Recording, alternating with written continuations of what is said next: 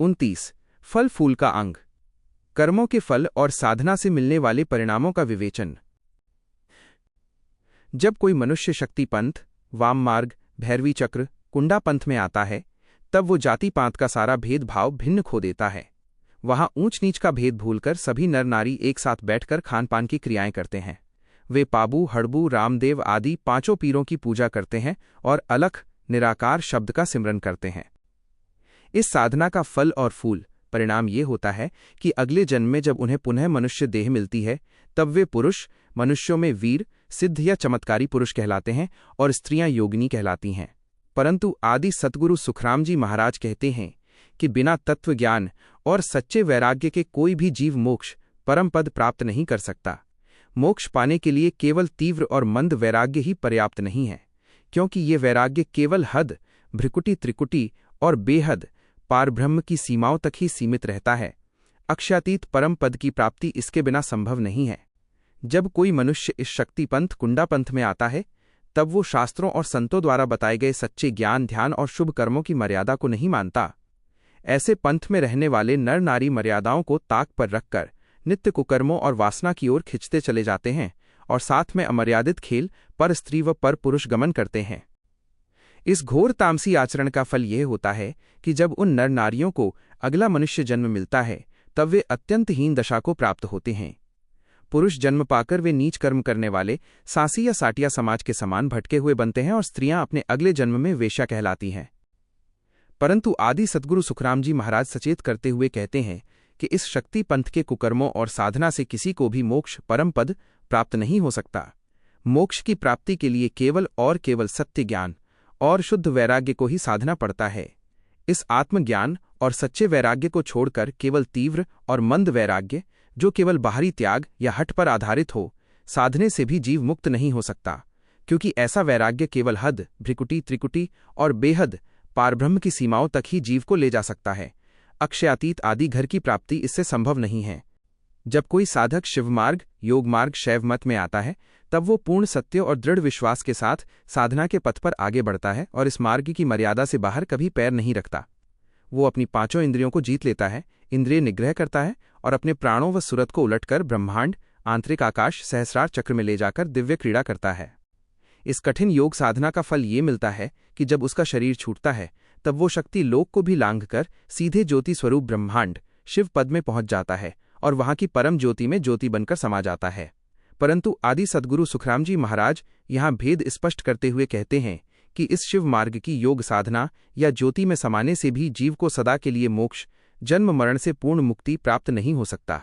मोक्ष की वास्तविक प्राप्ति के लिए केवल और केवल सत्य ज्ञान और शुद्ध वैराग्य को ही साधना पड़ता है। इस आत्मज्ञान को छोड़कर केवल हठ या बाहरी तीव्र और मंद वैराग्य को साधने से भी जीव मुक्त नहीं होता, क्योंकि ऐसा वैराग्य केवल हद, भ्रिकुटी, त्रिकुटी और बेहद पारब्रह्म ज्योति स्वरूप की सीमाओं तक ही जीव को ले जा सकता है, जबकि अविनाशी आदि घर, अक्षयातीत परमपद इन सभी सीमाओं से परे है।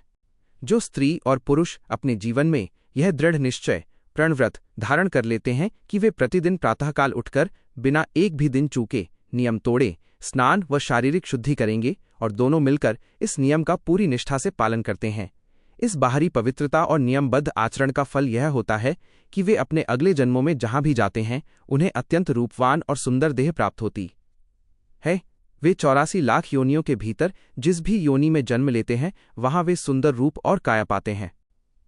परंतु आदि सद्गुरु सुखराम जी महाराज यहां मुख्य आध्यात्मिक सत्य को प्रकट करते हुए कहते हैं कि केवल ऐसे बाहरी नियमों, व्रतों या स्नान दान की क्रियाओं को धारण करने से किसी भी जीव को मोक्ष, जन्म मरण के चक्र से पूर्ण मुक्ति प्राप्त नहीं हो सकता।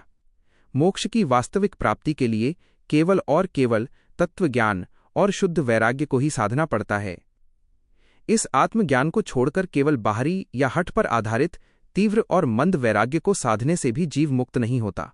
क्योंकि ऐसा वैराग्य जीव को केवल हद, भ्रिकुटी, त्रिकुटी और बेहद पारब्रह्म की सीमाओं तक ही ले जा सकता है, जबकि अविनाशी आदि घर, अक्षयातीत परमपद इन सभी सीमाओं से परे हैं। इस संसार में जो कोई उदार और दानी पुरुष, सती पुरुष है,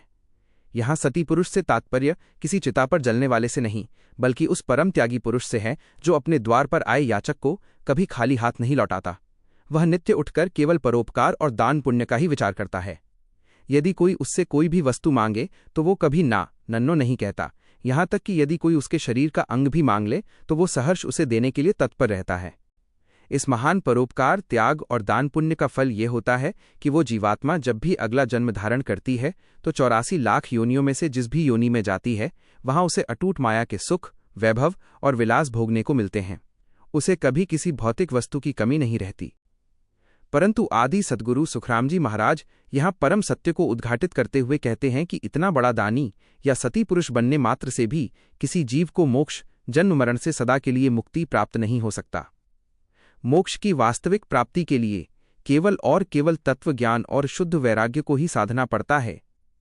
इस आत्मज्ञान को छोड़कर केवल बाहरी क्रियाओं या हठ पर आधारित तीव्र और मंद वैराग्य को साधने से भी जीव मुक्त नहीं होता, क्योंकि ऐसा वैराग्य जीव को केवल हद, भ्रिकुटी, त्रिकुटी और बेहद पारब्रह्म की सीमाओं तक ही ले जा सकता है, जबकि अविनाशी आदि घर, अक्षयातीत परम पद इन सभी माइक और स्वर्गिक सीमाओं से सर्वथा परे हैं। तीव्र वैराग्य से तात्पर्य यह है कि जब कोई साधक पारब्रह्म होनकाल परमात्मा से बहुत गहरा प्रेम करता है, निरंतर उनके नाम का सिमरन करता है और परोपकार व पुण्य जैसे शुभ कर्मों से ही अपनी प्रीति यारी रखता है, ऐसे नियम और भक्ति को साधने वाले को तीव्र वैरागी कहा जाता है। इस तीव्र वैराग्य और शुभ कर्मों की साधना का फल ये होता है कि जब उस जीव को पुनः मनुष्य देह प्राप्त होती है तो इस संसार में उसका कीर्ति और सुयश चारों ओर फैलता है, अथवा वह देवलोक स्वर्ग में जाकर सभी देवताओं का पूजनीय और आदरणीय बनता है। परंतु आदि सद्गुरु सुखरामजी महाराज यहाँ भक्ति का परम मर्म स्पष्ट करते हुए कहते हैं कि केवल इस तीव्र वैराग्य को साधने से भी किसी जीव को मोक्ष, जन्म मरण के चक्र से पूर्ण मुक्ति प्राप्त नहीं हो सकता। मोक्ष की वास्तविक प्राप्ति के लिए केवल और केवल तत्वज्ञान और शुद्ध वैराग्य, सत्य स्वरूप का निज ज्ञान को ही साधना पड़ता है।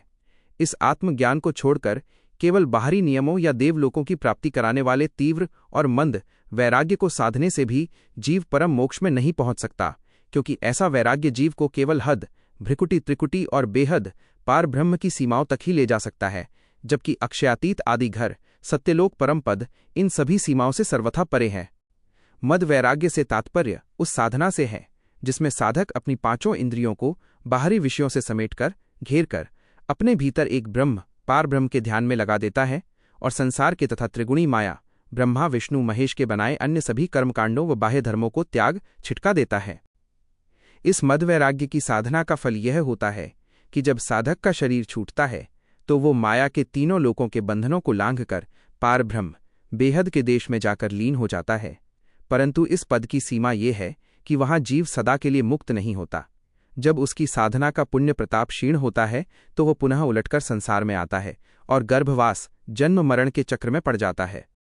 इसीलिए आदि सद्गुरु सुखरामजी महाराज सावधान करते हुए कहते हैं कि केवल इस मद वैराग्य को साधने से भी किसी जीव को सदा के लिए मोक्ष, परम मुक्ति प्राप्त नहीं हो सकता।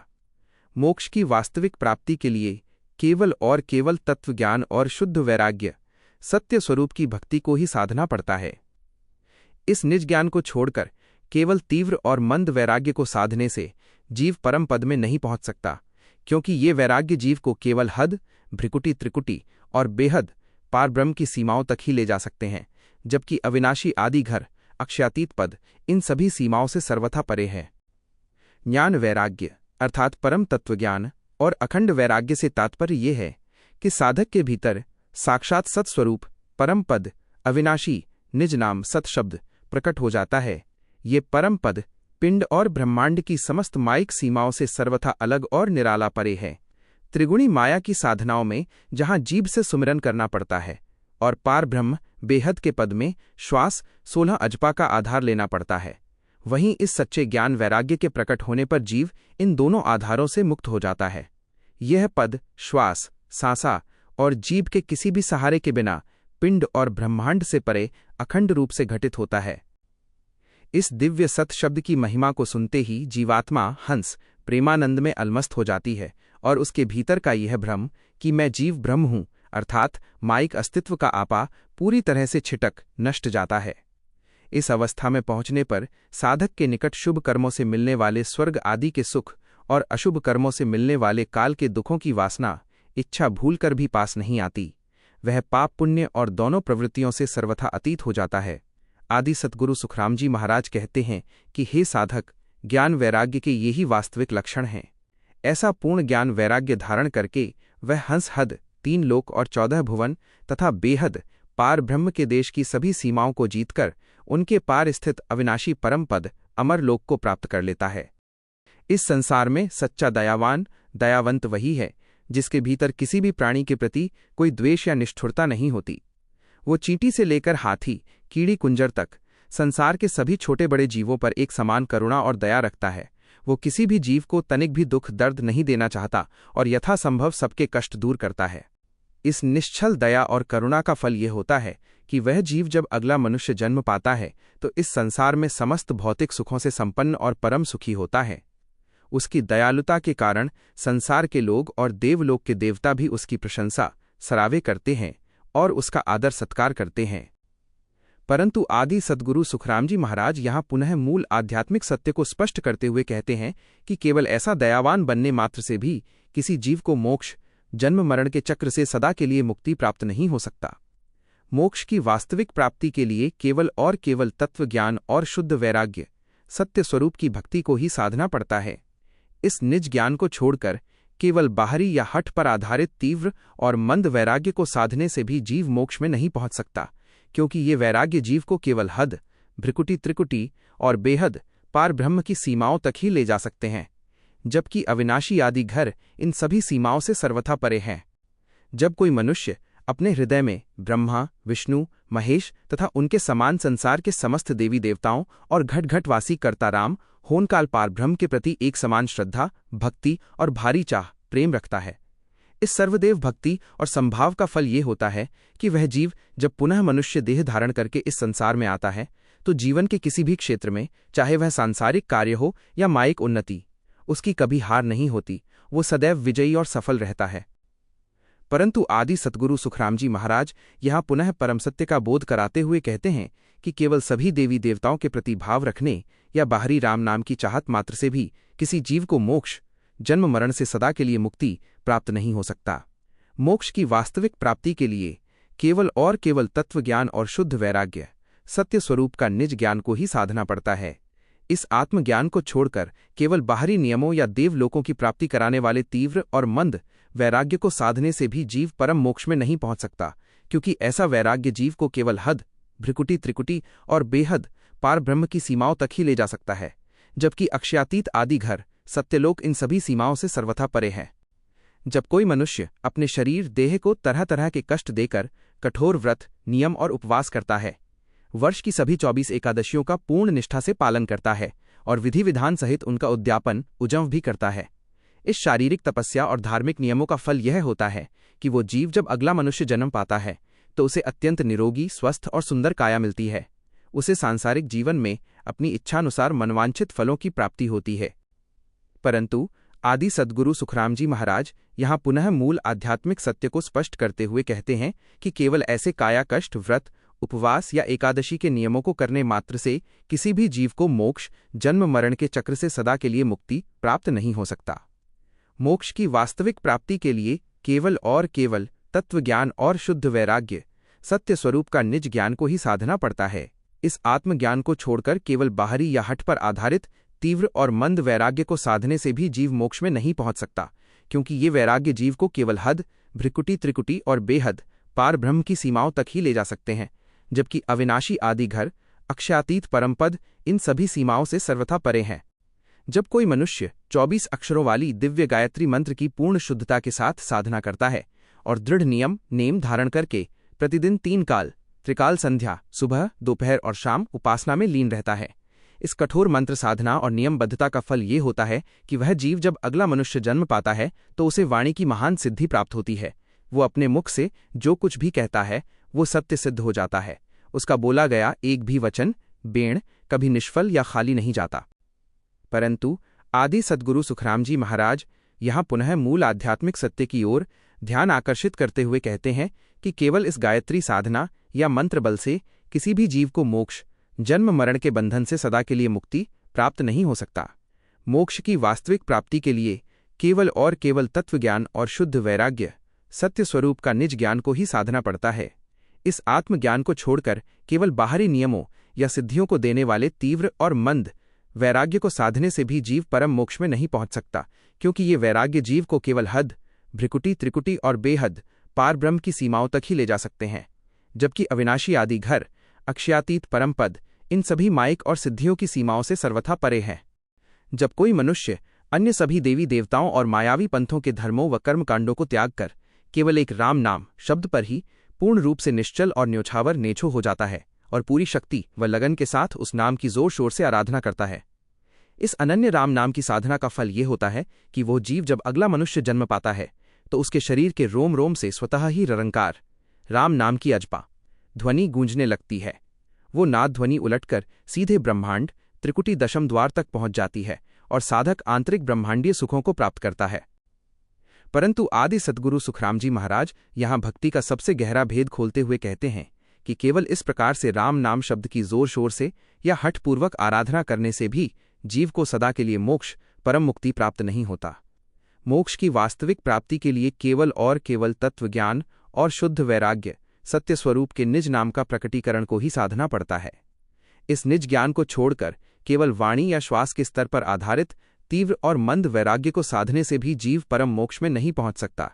क्योंकि ये वैराग्य जीव को केवल हद, भ्रिकुटी, त्रिकुटी और बेहद पार ब्रह्म की सीमाओं तक ही ले जा सकते हैं, जबकि अविनाशी आदि घर इन सभी माइक और ब्रह्मांडीय सीमाओं से सर्वथा परे है।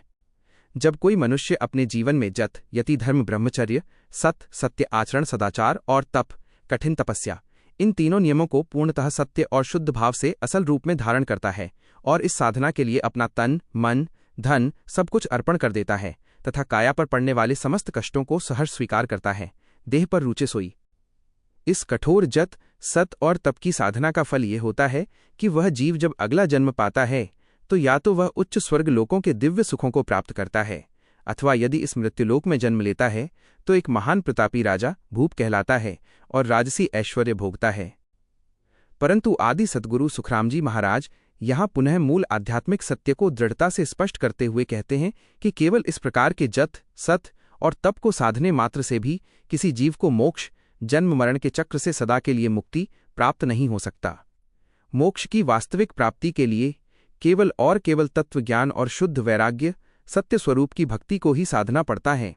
इस निज ज्ञान को छोड़कर केवल बाहरी नियमों या पुण्य लोकों को देने वाले तीव्र और मंद वैराग्य को साधने से भी जीव परम मोक्ष में नहीं पहुंच सकता, क्योंकि ये वैराग्य जीव को केवल हद, भ्रिकुटी, त्रिकुटी और बेहद पार ब्रह्म की सीमाओं तक ही ले जा सकते हैं, जबकि अविनाशी आदि घर, अक्षयातीत परम पद इन सभी सीमाओं से सर्वथा परे हैं। काल चक्र के प्रवाह में जब कभी वे परम दुर्लभ 4 पल, विशेष शुभ घड़ी या योग आते हैं जिसके रहस्य को साधारण मनुष्य नहीं जानते, और उस दिव्य समय में यदि किसी जीव से सहज ही कोई महान पुण्य या शुभ करणी हो जाती है तो वह मनुष्य इस संसार में अत्यंत वैभवशाली और प्रभावशाली बनता है। उसकी इस महिमा को देखकर देवलोक के समस्त देवता और मृत्युलोक के नर नारी विस्मित होकर उसकी प्रशंसा व सराहना सरावे करते हैं। उस विशेष घड़ी में किए गए पुण्य का फल यह होता है कि वह जीव जब अगला मनुष्य जन्म पाता है तो या तो वह इस पृथ्वी पर एक महान चक्रवर्ती राजा बनता है जिसके अधीन समस्त राज्य होते हैं, अथवा उसके भीतर तीव्र वैराग्य जागृत होता है और वह एक बड़ा बैरागी बनता है। परंतु आदि सद्गुरु सुखराम जी महाराज यहाँ पुनः भक्ति का मूल मर्म समझाते हुए कहते हैं कि उन 4 पलों में अनजाने या योगवश पुण्य हो जाने मात्र से भी किसी जीव को सदा के लिए मोक्ष, परम मुक्ति प्राप्त नहीं हो सकता। मोक्ष की वास्तविक प्राप्ति के लिए केवल और केवल तत्वज्ञान और शुद्ध वैराग्य सत्य स्वरूप की भक्ति को ही साधना पड़ता है। इस निज ज्ञान को छोड़कर केवल पुण्य फलों या बाहरी वैराग्य को देने वाले तीव्र और मंद वैराग्य को साधने से जीव परम मोक्ष में नहीं पहुंच सकता, क्योंकि ये वैराग्य जीव को केवल हद, भ्रिकुटी, त्रिकुटी और बेहद पार ब्रह्म की सीमाओं तक ही ले जा सकते हैं, जबकि अविनाशी आदि घर, अमरलोक इन सभी सीमाओं से सर्वथा परे है। जब कोई साधक ओम शब्द की गंभीर प्राणायाम साधना करता है और प्राणों को उलटकर सीधे ब्रह्मांड, भ्रिकुटी, त्रिकुटी में चढ़ा ले जाता है, वो वहां हठयोग के बल पर लाख वर्ष तक अपनी श्वास को रोककर कुंभक करके रख सकता है और उस प्राणवायु को वापस नाभि चक्र में नीचे नहीं आने देता। इस कठिन योग साधना और ऐकार ध्वनि के संधान का फल ये होता है कि वह जीवात्मा जब अगला मनुष्य जन्म धारण करती है तब उसे देहधारी रूप में होनकाल कर्ताराम के प्रत्यक्ष दर्शन प्राप्त होते हैं। उसे ईश्वरीय साक्षात्कार का सुख मिलता है।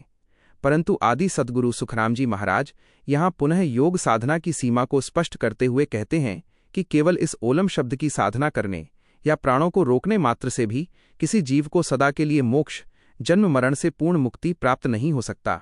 मोक्ष की वास्तविक प्राप्ति के लिए केवल और केवल तत्वज्ञान और शुद्ध वैराग्य, सत्य स्वरूप की भक्ति को ही साधना पड़ता है।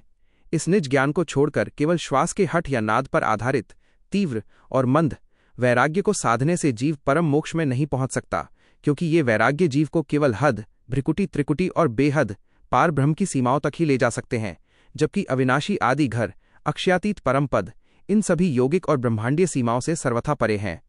जब कोई मनुष्य संपूर्ण श्रद्धा के साथ इस पृथ्वी के 68 तीर्थों का स्नान करता है और पूरी पृथ्वी की परिक्रमा प्रदक्षिणा करता है, साथ ही वो निरंतर अपने हाथ में माला फेरता है और मुख से विधि विधान सहित मर्यादापूर्वक राम नाम का जप करता है। बाहरी तीर्थाटन, शारीरिक श्रम और इस प्रकार की नाम साधना का फल ये होता है कि वो जीवात्मा जब अगला जन्म पाती है तो उसे एक ऐसा धर्मपरायण और भक्ति सहित राजपद प्राप्त होता है जो उसे अंततः स्वर्गलोक तक ले जाता है। वह राजा अपने जीवन काल में सुख भोग कर देह छूटने के बाद सीधे स्वर्ग लोकों को प्रस्थान करता है। परंतु आदि सद्गुरु सुखराम जी महाराज यहाँ पुनः वास्तविक मुक्ति का मार्ग बताते हुए कहते हैं कि केवल इन 68 तीर्थों के स्नान, पृथ्वी की परिक्रमा या माला सुमिरन जैसी क्रियाओं से किसी भी जीव को सदा के लिए मोक्ष, जन्म मरण के चक्र से पूर्ण मुक्ति प्राप्त नहीं हो सकता। मोक्ष की वास्तविक प्राप्ति के लिए केवल और केवल तत्वज्ञान और शुद्ध वैराग्य, सत्य स्वरूप का निज ज्ञान को ही साधना पड़ता है। इस आत्मज्ञान को छोड़कर केवल पुण्य और स्वर्ग देने वाले तीव्र और मंद वैराग्य को साधने से जीव परम मोक्ष में नहीं पहुंच सकता, क्योंकि ये वैराग्य जीव को केवल हद, भ्रिकुटी, त्रिकुटी और बेहद पार ब्रह्म की सीमाओं तक ही ले जा सकते हैं, जबकि अविनाशी आदि घर, अक्षयातीत परमपद इन सभी सांसारिक और स्वर्गिक सीमाओं से सर्वथा परे हैं। जब कोई मनुष्य नित्य नियम पूर्वक अपने यहाँ सदाव्रत चलाता है, अर्थात प्रतिदिन भूखों, अनाथों और साधु संतों को अन्न भोजन दान करता है, शास्त्रों की मर्यादा के अनुसार कन्यादान, धर्म कन्या का विवाह करता है तथा अभयदान जैसी कठिन रीति का पालन करता है, जिसके अंतर्गत वह पूर्ण उदारता से अपनी स्त्री को वस्त्राभूषणों सहित दान कर देता है और फिर दान प्राप्त करने वाले व्यक्ति की इच्छानुसार मोल चुकाकर उसे आदरपूर्वक वापस लेता है।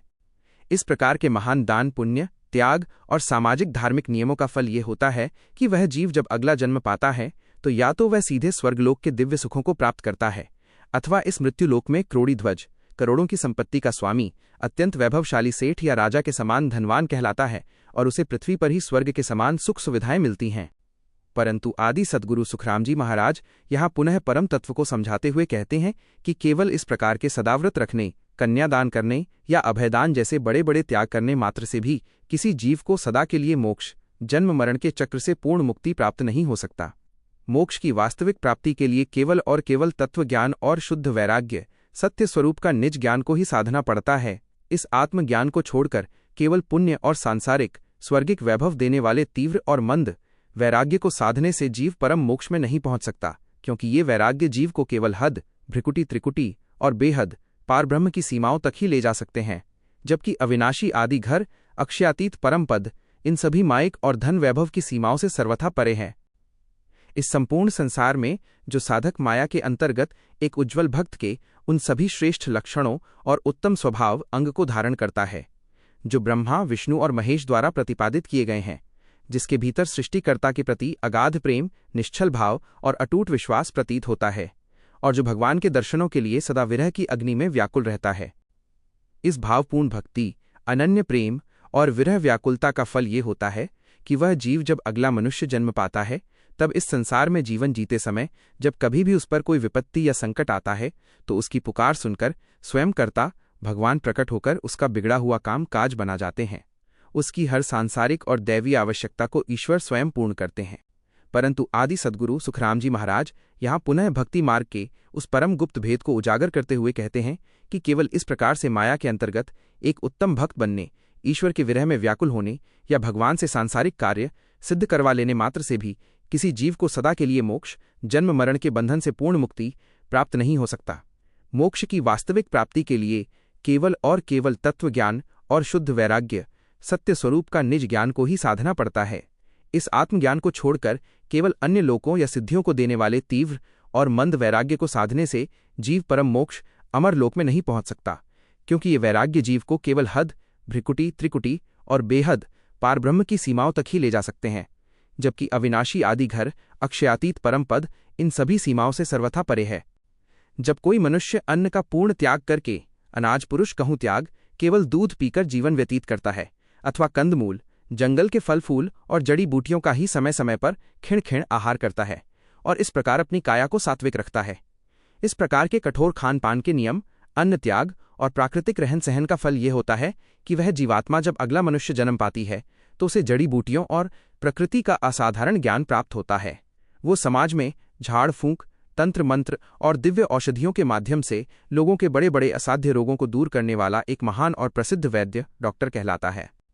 परंतु आदि सद्गुरु सुखरामजी महाराज यहाँ पुनः मूल आध्यात्मिक सत्य को दृढ़ता से स्पष्ट करते हुए कहते हैं कि केवल इस प्रकार से अन्न का त्याग करने, दूध या फल फूल का आहार करने जैसे शारीरिक नियमों से किसी भी जीव को सदा के लिए मोक्ष, जन्म मरण के चक्र से पूर्ण मुक्ति प्राप्त नहीं हो सकता।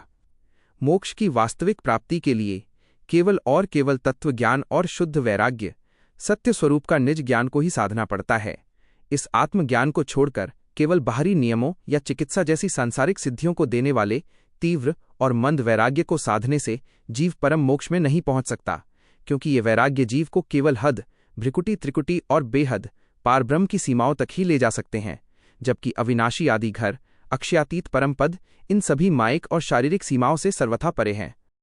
इस सृष्टि में राम, परमात्मा चेतन सत्ता के 4 रूपों की पहचान संतों ने कराई है। पहला राम पिता स्वरूप है, जो जीव का पालन और रक्षण करता है।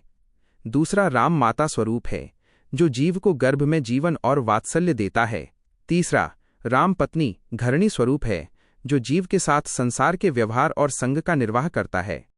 और इन सब में चौथा राम अत्यंत चतुर, चुत्र और समर्थ सद्गुरु स्वरूप है। यह सद्गुरु रूपी राम ही वास्तव में जीव का परम हितैषी है, क्योंकि वही काल के चक्र से मुक्त कराने वाला सच्चा तत्व ज्ञान रूपी धन शिष्य को प्रदान करता है। आदि सद्गुरु सुखरामजी महाराज संसार के सभी जिज्ञासुओं को झकझोरते हुए पूछते हैं कि हे भाई, तुम राम के इन स्वरूपों में से किस स्वरूप का ध्यान धरते हो? जरा विचार करो कि क्या इन सांसारिक और माइक संबंधों वाले रूपों से जीव का आवागमन, जन्म मरण मिट सकता है? वास्तविक सत्य तो ये है कि वो अविनाशी सत्स्वरूप ब्रह्म ही सर्वव्यापी और अखंड है, और जो राम आत्मा हंस है वो प्रत्येक घटघट में पृथक रूप से चेतन रूप में विराजमान है। इसलिए मोक्ष के लिए उस घटघटवासी निज स्वरूप और सतगुरु के तत्व ज्ञान का ही ध्यान साधना चाहिए। संतों ने राम चेतन सत्ता के 4 और व्यावहारिक रूपों की ओर संकेत किया है। पहला राम प्रजा रेत रैयत स्वरूप है, जो समाज का आधार है। दूसरा राम राजा राज स्वरूप है, जो शासन और न्याय की व्यवस्था संभालता है। तीसरा राम सज्जन मित्र या संबंधी सैण स्नेही स्वरूप है, जो सुख दुख में समान भाव से साथ खड़ा रहता है। परंतु इन सब में चौथा राम अत्यंत चतुर, चुत्र, परम विज्ञानी और साक्षात सतगुरु स्वरूप सत्य स्वरूप है। वो अविनाशी सत्य का साक्षात रूप है और उसकी दिव्य गति, आध्यात्मिक रहस्य को साधारण बुद्धि से कोई भी समझ या भाप नहीं सकता। आदि सद्गुरु सुखरामजी महाराज यहाँ पुनः संसार के सभी नरनारियों से प्रश्न करते हुए चेताते हैं कि हे जीव, तुम राम के इन सांसारिक और लौकिक स्वरूपों में से किस स्वरूप का ध्यान धरते हो? जरा ज्ञान दृष्टि से विचार करके देखो कि क्या इन राजा, प्रजा या मित्रों के रूपों का ध्यान करने से तुम्हारा आवागमन, जन्म मरण का चक्र कट सकता है? परम सत्य तो यह है कि वह सत्स्वरूप ब्रह्म ही संपूर्ण सृष्टि में एकरस, सर्वव्यापी और अखंड है, और राम आत्मा हंस के रूप में वही चेतन सत्ता प्रत्येक घट घट में अलग अलग रूप से निवास कर रही है। इसलिए जीव को केवल उस समर्थ सतगुरु रूपी राम और घट घटवासी निज तत्व की ही शरण लेनी चाहिए। जब कोई साधक पिता स्वरूप 16 नाम का स्मरण सुमिरन करता है तो वह जीव उस समष्टि रूप पार ब्रह्म होन काल के समान ही ब्रह्म रूप हो जाता है, और जब वह माता स्वरूप ओलम औयकार नाम की भक्ति व सेवा करता है तो उसके भीतर औयकार से उत्पन्न हुई योग की दिव्य कलाएं और शक्तियां प्रकट हो जाती हैं, जिससे वो संसार में अनेक प्रकार के पर्चे चमत्कार दिखाने में समर्थ हो जाता है।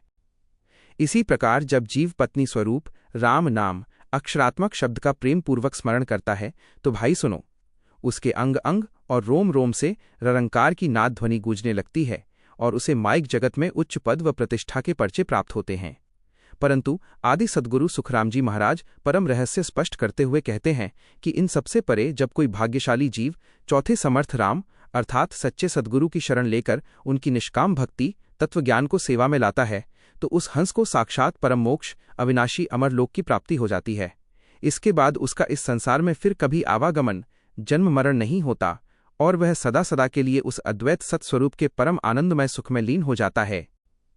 इस आध्यात्मिक व्यवस्था में ब्रह्मा, विष्णु और महादेव को प्रजा रेत स्वरूप राम जानना चाहिए, क्योंकि इनकी भक्ति करने से जीव केवल वैकुंठ आदि लोकों तक ही जाता है और काल के नियम के अधीन रहता है। सृष्टि की रचना और विनाश करने वाला जो घट भंजन करतार पार ब्रह्म है, उसे राजा स्वरूप राम कहा गया है, जिसकी भक्ति करने से जीव उस होनकाल पार ब्रह्म के समान समर्थ बनता है।